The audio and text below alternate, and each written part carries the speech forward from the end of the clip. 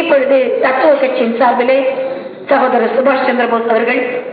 கணம் நீதிபதி அவர்களே, காலத்தின் கோலம், காதலை யார் பேசுவது என்றே தெரியவில்லை. பாருங்க, பூரா ரிட்டையர்மெண்ட் கேஸ். இது 52, அது 53, அது 48. இது சார், நான் ஒண்ணு சொல்றேன், கண்ணதாசனை கவிஞனா பாருங்க, காமுகனா பார்க்க.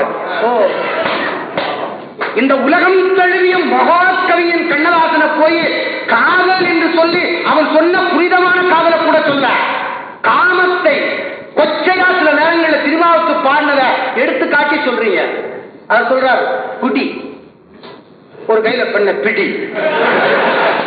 இத கேட்டா இளைஞன் என்ன பண்ணுவான்? கண்ணதாசனே பண்ணிருக்காரியா, கிளம்புற எனக்கு வழிகாட்டி கண்ணதாசன்.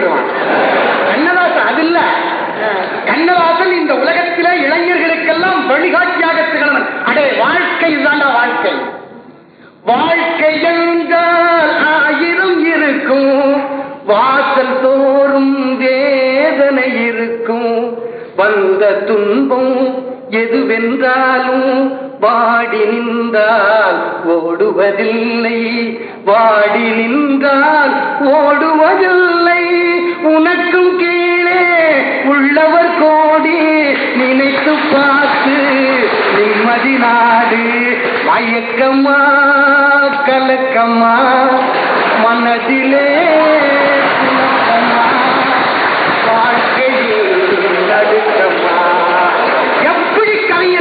சர்வசாதாரணம் போய் சொல்றீங்கள, அதுல உடனே தேன் தேன் பாடினாரு. இதெல்லாம் எப்ப கொஞ்சம் ஆள் வாட்ட சாட்டமா இருக்கும்போது தேன் தேன் பாடுவேன். கொஞ்சம் காலம் ஆன உடனே சனி சனிமை என்ன பாட்டு பாடுறீங்க? எப்படிப்பட்ட மிக உயர்ந்த கவிஞனை போய் ஒரு காதல் என்கிற ஒரு கேப்சூலுக்குள்ள போட்டு அடக்கி அவன் உலகமான தத்துவத்தை சொன்னவனை போய் காதல, நான் சொல்றேன், காதலை சொல்றதுக்கு கண்வாசி தேவையில்லை சார். காதலை சொல்ல ஒரு மருதகாட்சி போதும், காதலை சொல்ல ஒரு ஆலங்குடி சோகம் போதும், காதலை சொல்ல ஒரு வைரமுத்து போதும், காதலை சொல்ல எத்தனையோ கவிஞர் இருக்கா. ஆனா தத்துவத்தை சொல்ல அவனை போல் கவிஞர் இனிமேல் பறக்க. வைரமுத்தை ஒத்துக்கொண்டது போன நிகழ்ச்சியில நாங்கள் எல்லாம் காதல் பாட்டை பாடிவிட முடியும், ஆனால் கவியரசரை போல் எங்களால் தத்துவத்தை பாட முடியாது. அருமையா சொன்னா, வெளியில் நுழைந்து இதயம் விழுந்து உயிரில் கலந்த உறவே,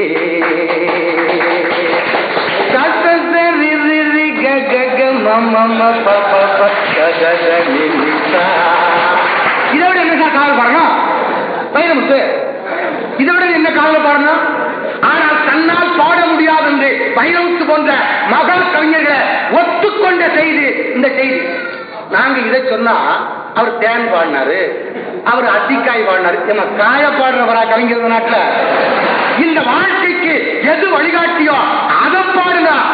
அழகா சொன்னார், முத்தம் என்றும் மோகம் என்றும் சத்தமிட்டு சத்தமிட்டு புத்திகட்டு போனது ஒரு காலம், ரத்தமற்று போறது ஞானம்னா அவர் ரத்தம் இருந்திருந்தா அவர் காதலுக்கான பாடிப்பாரு.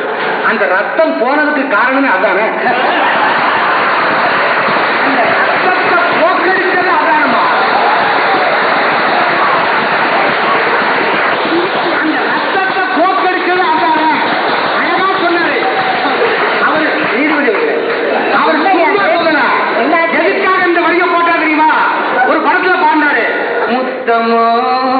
மோகமோ சக்தி வந்த வேகமோ, அந்த பாட்டை பாடினவரே அவரே.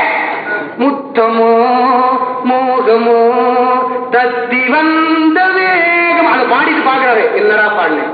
என் நாட்டு இளைஞனுக்கு நான் என்ன கொடுத்தேன்?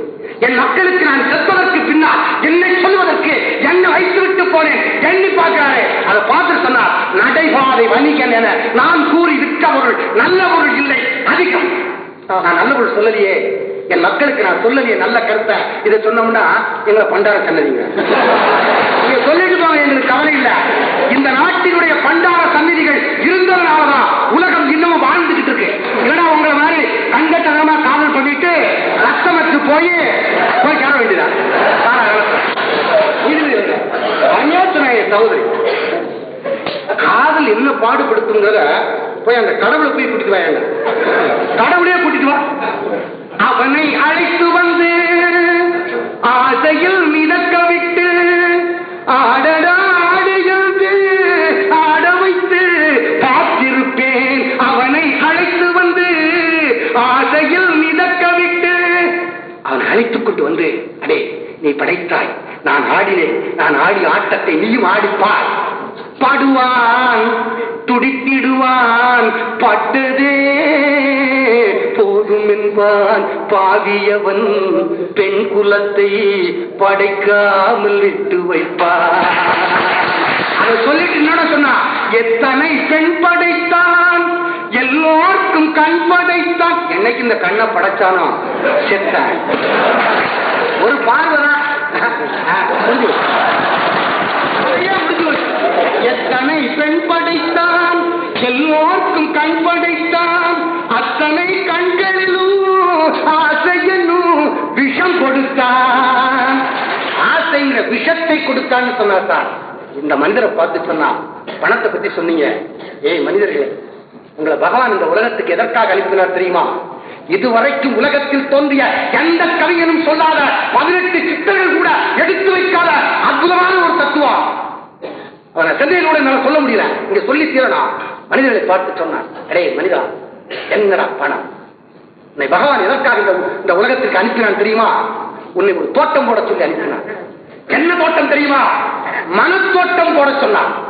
உன் மனம் வளர்ந்து விட்டால் இந்த உலகத்தில் ஒன்றுமே வேண்டாம் சொன்னா, மனமது செம்மையானார் மந்திரம் ஜெபிக்க வேண்டாம்னா, மனத்துக்கண் மாசிலன் ஆதல் அனைத்து அவன் வள்ளுவன் சொன்னார். பாரதி கேட்டான், அம்மா மாரியம்மா, என் மனம் வெளுக்க வழி இல்லையே எங்கள் முத்துமாறு. துணி வெளுக்க மண் இருக்கிறது, இந்த சட்டை இருக்க 250 ரூபா ஒரு பட்டு சட்டையை போன வாரம் சிரம தொழிலாளிட்ட போட்டேன், 2 ரூபாயை மறந்து உள்ள வச்சு போட்டேன். ஒரு வாரம் வச்சு ஒரு பார்த்து கேட்டேன், ஏன் நானே வேண்டாம் ஐயா, நான் தான் 2 ரூபாயை மறந்து உள்ள வச்சுட்டேன்ல, 250 ரூபா வருமான பட்டுச்சட்டையில 2 ரூபா மறந்து வச்சுட்டேன்ல, நீயாவது நாணயமா நம்ம கொடுத்துட வேண்டாம். இதை சொன்ன உடனே செலுத்தல அந்த மாதிரி கேட்டான். அதுக்கு வேற ஆள் பரியா, நானா நாணயம் கிட்டவன் 2 ரூபாய்க்கு அவன் ஆசைப்பட போறேன், இந்த 2 ரூபா உன் சட்டையை தான் காணும்னா. அது மாதிரி துணி வெளுக்க மண்ணும் உண்டு, தோல் வெளுக்க சாம்பல் உண்டு, பணி வெளுக்க சாணை உண்டு, என் மனம் வெளுக்க வழி இல்லையே எங்கள் முத்து மாறினா.